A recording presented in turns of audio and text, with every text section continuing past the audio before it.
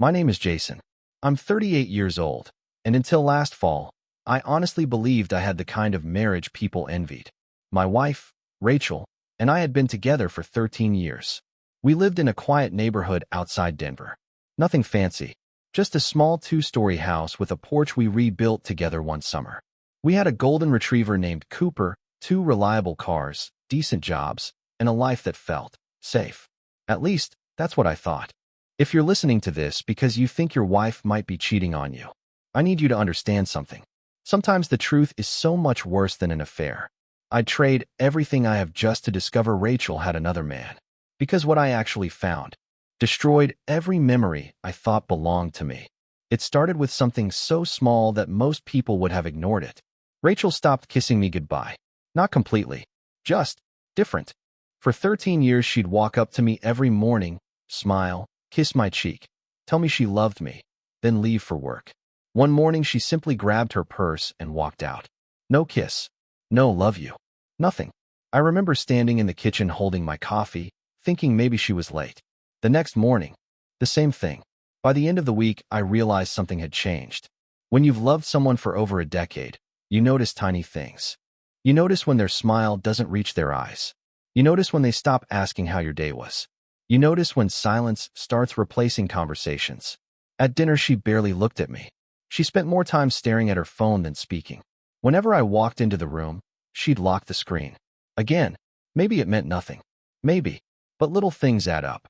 One Friday night, I asked her, "Everything okay?" She didn't even look up from her laptop. "Yeah. You've been acting distant. I'm tired." "Rachel." She sighed. The kind of sigh people make when they're already annoyed before you've even finished talking. "I'm working on a big project, Jason." "I know. So can we not do this tonight?" That sentence hit me harder than it should have. Can we not do this tonight? When had asking if my wife was okay become this? Over the next few weeks, she changed. Not overnight. Slowly. She bought new dresses. Expensive perfume she'd never worn before. Started going to the gym every morning. Lost nearly 15 pounds. She looked incredible, but none of it seemed to be for me. She never asked if I noticed. She never wore those dresses when we went out together. Only when she said she had client meetings. Rachel worked in pharmaceutical sales. Travel wasn't unusual. Late dinners weren't unusual. Hotel stays weren't unusual. Everything she was doing had a perfectly reasonable explanation. That's what made it so easy to ignore. Until one night. I woke up around 2 in the morning. Rachel wasn't beside me. I figured she'd fallen asleep on the couch. Instead, I found her sitting in the backyard. In the dark. Talking on her phone. The moment she saw me, she ended the call. Who was that? No one. No one. Just work. At 2 in the morning? She stared at me, then walked inside without another word. That was the first time in 13 years. My wife lied directly to my face. I knew it. She knew I knew it. Neither of us said anything. The next morning, I did something I'd never done before. I checked our phone bill online. I wasn't proud of it. I actually hated myself while typing in the password. There was one number. Hundreds of calls. Mostly late at night. Sometimes 20 minutes. Sometimes over an hour. Always deleted from her phone. I copied the number onto a piece of paper. My hands were shaking. I told myself there had to be an explanation. There always is, right? I called the number from my office. A man answered. Hello. I froze. He sounded around 50. Calm. Professional. I hung up immediately. For the rest of the day, I couldn't think. Every terrible possibility flooded my head. Was he richer than me? Older? Someone from work? Had this been going on for months? Years? I looked at the framed photo of Rachel on my desk. The one from our anniversary trip to Maine. She was laughing, looking directly at me. Now I couldn't stop wondering. Was she already lying back then? That evening she came home carrying Chinese takeout. My favorite. She smiled. For the first time in weeks. Thought we'd have dinner together. I almost laughed. The timing. After weeks of distance. Now she wanted to play the perfect wife. Guilt. That's what I thought it was. Guilt. Every smile looked fake. Every touch felt rehearsed. Every, I love you, sounded like a line she'd memorized. I wanted to scream. Instead, I smiled back. Because I needed answers. A week later, she told me she had a conference in Colorado Springs. 2 days. 1 overnight stay. Normal. Except, she packed lingerie. Rachel had never packed lingerie for business trips. Never. She kissed Cooper. She hugged me. I'll miss you. Those words felt poisonous. As soon as she drove away, I got into my truck and followed her. Not because I wanted to become that husband, because I already had. Once suspicion gets inside your head, it rewrites everything. I stayed 3 or 4 cars behind. She drove exactly where she'd said she was going. Halfway there, she exited the highway, not toward Colorado Springs, toward a small town I'd never even heard of. I followed. 15 more minutes. She pulled into the parking lot of an old motel. Not a hotel, a motel.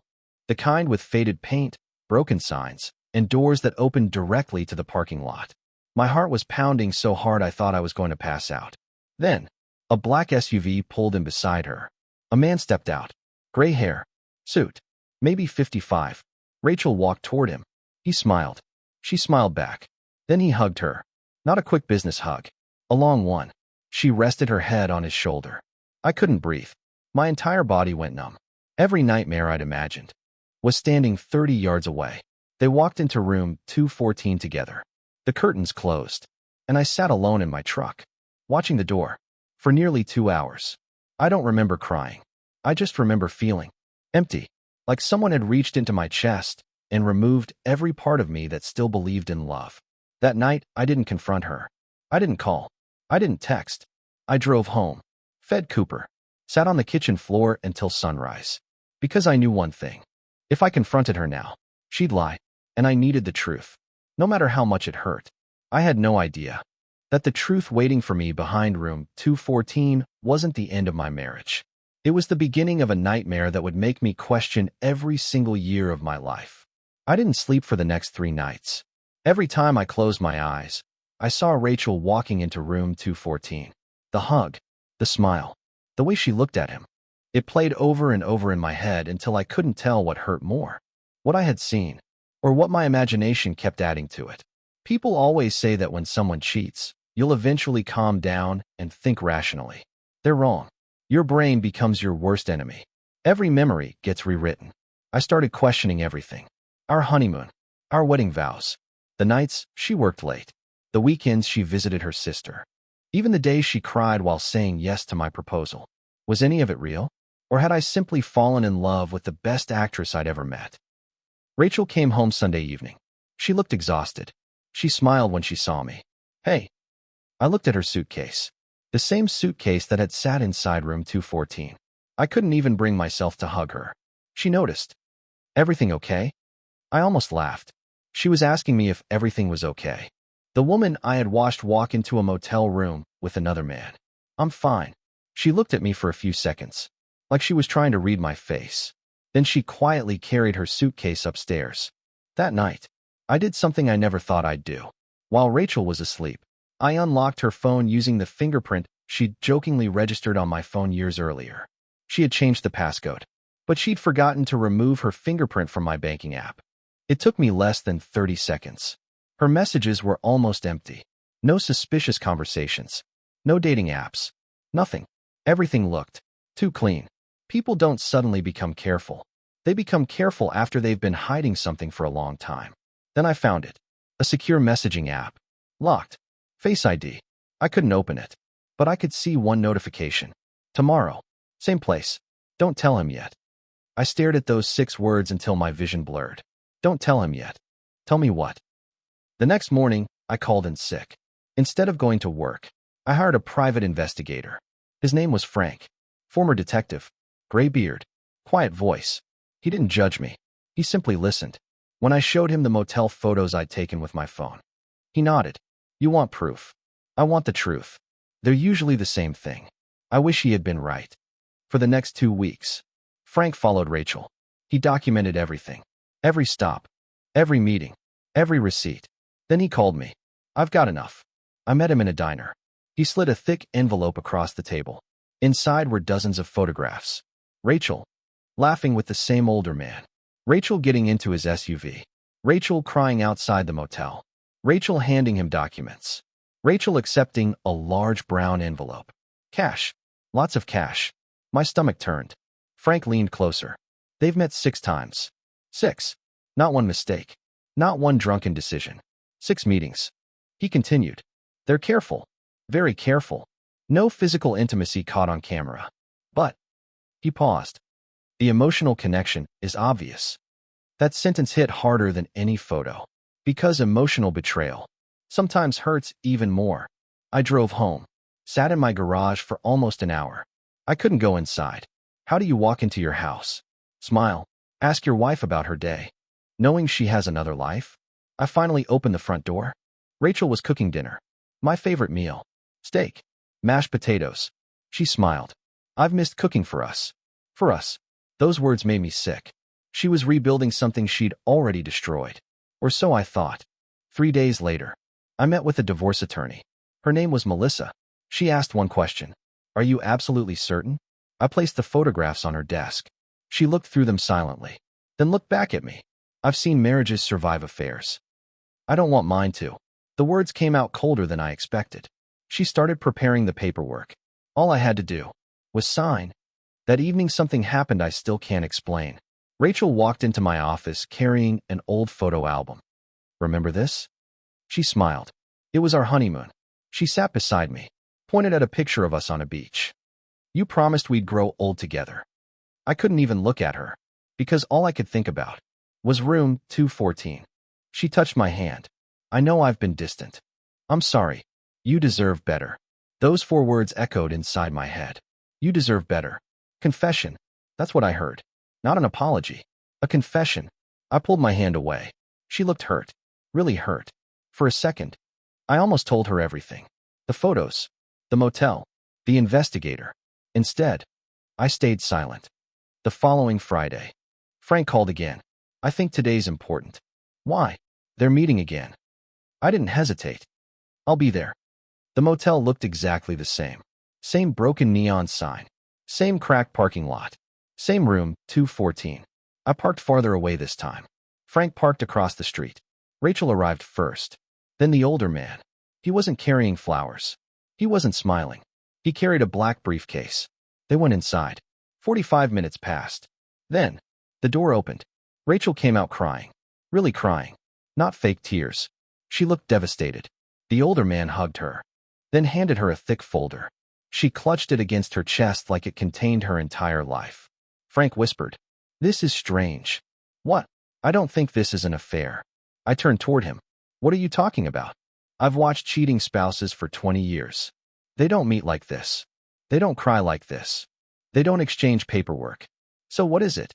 Frank looked at the motel. "I don't know. And that's what scares me." Rachel drove home. Instead of going inside, she sat in her car for nearly 20 minutes, just crying. I watched from the end of the street. Then she wiped her face, looked in the mirror, forced herself to smile, and walked inside, as if nothing had happened. That fake smile, it chilled me, because whatever secret she was carrying, it was bigger than our marriage. Much bigger. The next morning, Rachel left early again. But this time, she forgot something. The black folder. She had left it on the dining room chair. My heart started racing. I knew I shouldn't open it. I also knew I was going to. I reached for it. My hands were shaking. Inside were dozens of documents. Some legal papers, medical records, old newspaper clippings. Then, one photograph fell onto the floor. I picked it up, and every drop of blood left my body. The picture wasn't of Rachel. It wasn't of the older man. It was a photograph of me, taken almost 15 years ago, standing beside a wrecked pickup truck. There were police officers everywhere, yellow crime scene tape, and a white sheet covering a body on the pavement. I couldn't breathe. I had never seen that photograph before, because according to everything I remembered, that accident had never happened. Yet there I was, covered in blood, staring directly into the camera. On the back of the photograph, someone had written 6 words. He still doesn't remember that night. I heard the front door unlocking. Rachel was home, and I was still standing in the living room, holding the one photograph that proved my entire memory of the past 15 years might be a lie. The front door opened. I barely had time to shove the photograph back into the folder before Rachel walked inside. She froze. Her eyes immediately dropped to the folder in my hands. For the first time since all of this began, she didn't even try to smile. "I can explain," she whispered. I laughed. It wasn't a real laugh. It was the kind of laugh that comes out when your mind finally gives up trying to understand what's happening. "You can explain?" I said. I watched you walk into a motel room with another man. I hired a private investigator. I have pictures. I have phone records. And now I find a photo of me standing next to a dead body that I don't even remember. So tell me, Rachel, what exactly are you planning to explain? She slowly closed the front door. Then she looked at me with tears already filling her eyes. Jason, you need to sit down. No. Please. No. I slammed the folder onto the kitchen table. What happened that night? She closed her eyes. For several seconds, she said nothing. When she finally spoke, her voice was shaking. It wasn't your fault. I felt my stomach tighten. What wasn't my fault? The accident. The room suddenly felt smaller. What accident? She looked completely broken. The one you survived. I couldn't breathe. What are you talking about? She walked upstairs. A minute later, she came back, carrying an old metal box. I'd never seen it before. She placed it on the table between us. Inside were newspaper articles, police reports, hospital records, photographs. Every single one had my name on it. One headline caught my attention immediately. Local man survives deadly highway collision. 3 victims killed. My hands started shaking. 3 victims. 3. That couldn't be right. I'd never been in a deadly accident. Had I? I looked at Rachel. This isn't real. It is. Someone made this. No. I would have remembered. Rachel slowly shook her head.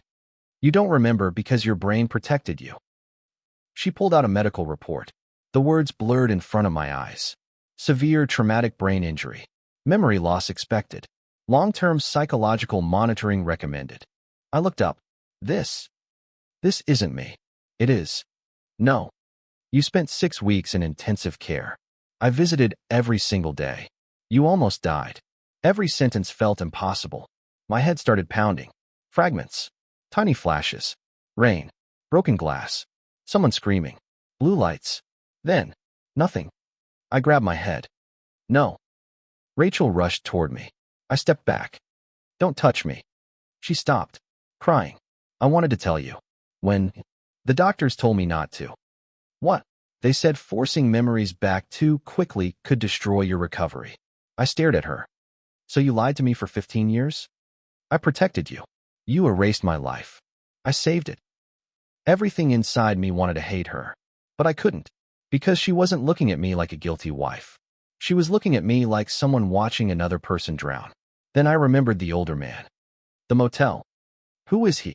Rachel wiped her tears. His name is David. So, he's the attorney representing the family of one of the victims. I froze. Victims. Plural. Not victim. Victims. Rachel slowly continued. They reopened the investigation. Why? Because new evidence was found. What evidence? She looked away. The truck. What truck? The one that hit you. I stared at her. It wasn't an accident. Silence. I couldn't even process the sentence. What? The police believed it was. They were wrong. The truck that crossed into your lane disappeared. The driver disappeared. They never found him. I sat down without realizing it. Rachel continued. 3 months ago, a man confessed on his deathbed. He admitted he caused the crash. He admitted he ran because he was drunk. He admitted another family paid him to disappear. My heart started racing again. Another family? Rachel nodded. He wasn't the real driver. David wasn't helping Rachel hide an affair. He was helping reopen the criminal case. Every meeting, every document, every motel room, every secret. They weren't betraying me. They were trying to prove I had never caused the crash. But, I whispered, the newspaper says I survived. The others died. Rachel nodded. Everyone believed you crossed the center line. Because that's what the evidence showed. Until now. I looked at the photograph again. The one I'd found. For the first time. I noticed something. In the background, behind the police cars, was another black pickup truck, half hidden by trees. I hadn't seen it before. Rachel pointed at it. That's the truck. It was removed before investigators finished documenting the scene. My mind was spinning. 15 years. 15 years believing a lie I couldn't even remember. So why didn't you tell me? Rachel broke down completely. Because every time you started remembering, you had panic attacks. You woke up screaming. You kept saying, I killed them. The doctors said if your memories returned naturally, you'd have a better chance. I listened. I thought I was protecting you. I wanted to be angry. I wanted to hate her. Instead, I saw 13 years of fear in her eyes. Not fear of losing our marriage. Fear of losing me. Again. A month later, the investigation officially cleared my name. The real driver had died before he could be charged. The family who helped hide him faced criminal charges. The newspapers quietly printed a correction. One tiny article, buried on page 9. It didn't erase 15 years. It didn't erase the nightmares, or the guilt I'd carried without even knowing why. Rachel and I tried to fix our marriage. We really did.